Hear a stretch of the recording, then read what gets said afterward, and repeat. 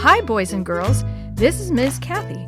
I'm so happy you've joined me today for another story just for you.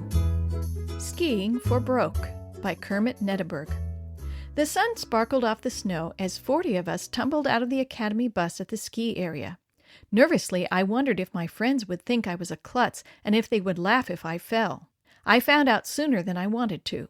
Loaded down like an Arctic explorer with parka, skis, poles, and goggles, I tripped over a ski and sprawled in the snow right outside the rental shop. "Hey, look at Kermit! He's practicing his falls already!" someone yelled. But the clumsiness didn't last. Soon I had the skis on my feet, the poles in my hands, and the goggles on my face. I plopped onto the chairlift and eased up the hill. Turning around, I noticed the steep hill just beyond the chairlift line. I hoped I could stop before reaching that precipice. The day improved quickly. I swooped down the bunny hill like Spider-Man coming down the side of a building. My snowplow kept me under control. When my friends watched, I skied a little faster, knowing that a snowplow turn could slow me down to safety. A snowplow turn is usually the first thing a new skier learns, but it's also very demanding on leg muscles. To make a snowplow turn, a skier has to put all their weight on the uphill leg, then twist the muscles in the leg so that the ski turns first downhill and then across the hill. Pushing down with the leg is what slows the skier down. By late afternoon, I was tired. My legs wobbled like a puppy's. My hips hurt from falling. My arms ached from pushing myself across the flat ground toward the chairlift. But I had decided I'd rather push myself across the flat area than take a chance on going too fast and skiing down the precipice beyond the chairlift line. Most of my friends had quit for the day. They sat inside the lodge looking out the plate glass window at the bunny hill. But I wanted to ski some more. I rode the chairlift, letting my muscles relax. Soon, too soon, I had to get off the chair. The hill looked longer than it had in the morning. Steeper, too. I decided this would be my last run of the day. Imagining my friends inside the lodge looking out that big plate glass window gave me strength to do my best. I shoved off. The snow scraped under my skis. I headed straight down the hill, gathering speed. Too much speed. I was a speeding bullet. I was a runaway freight train. I tried ugly-looking snowplow turns to slow down, but my legs were too sore to push hard enough to slow down. I kept speeding up. I looked ahead. I saw the plate glass window. I saw my friends. If I didn't do something quickly, well, I saw myself crashing through the window into my friends. "Fall!" my muscles screamed. Yes, that was it. Fall. That would stop me. I fell. I also made a tactical mistake.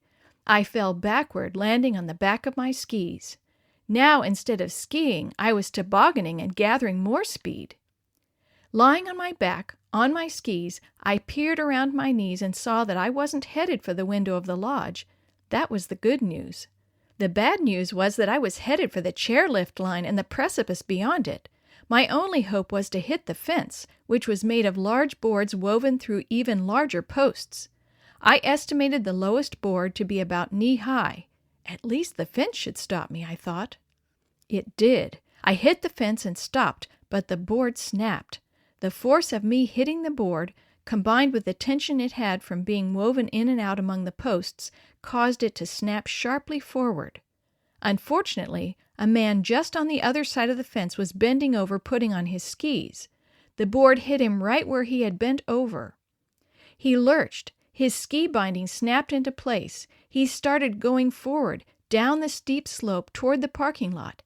He shouted. I knew I could get in trouble for skiing out of control, so I scrambled up and jumped on the chairlift. I peeked over my shoulder and saw the man in the parking lot draped over the fender of a Buick.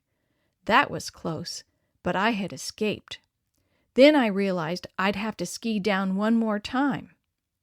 At the top once more, I thought the hill looked even longer, even steeper.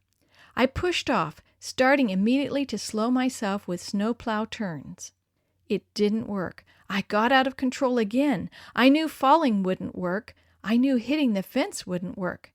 Then I saw what would work.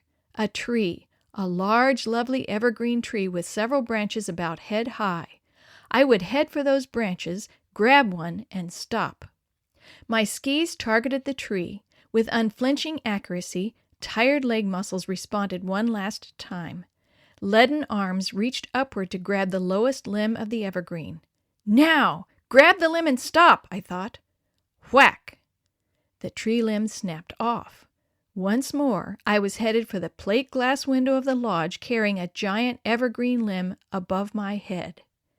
Suddenly, I could again see myself crashing through the plate glass window. I could see my friends laughing all the way back to the school. I could see myself carrying not only an evergreen branch, but a reputation as a klutz. Fortunately, I tripped on the limb and fell in a heap of pine needles, ski poles, and deflated ego. Unfortunately, it happened right in front of the plate glass window. A group of kids peered through the window at me. Picking myself up, I nodded casually, then bowed toward my audience. "That's all for today, class," I shouted through the window. "Next time, I'll be demonstrating the incorrect technique for sipping hot chocolate." I turned and limped off toward the school bus. I doubt if anyone believed me.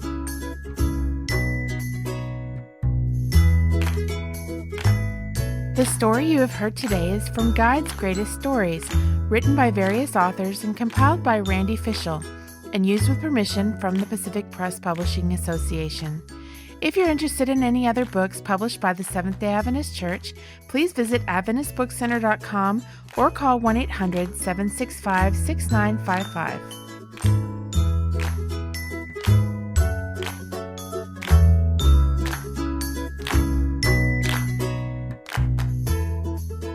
This podcast is a production of the Carolina Conference of the Seventh-day Adventist Church.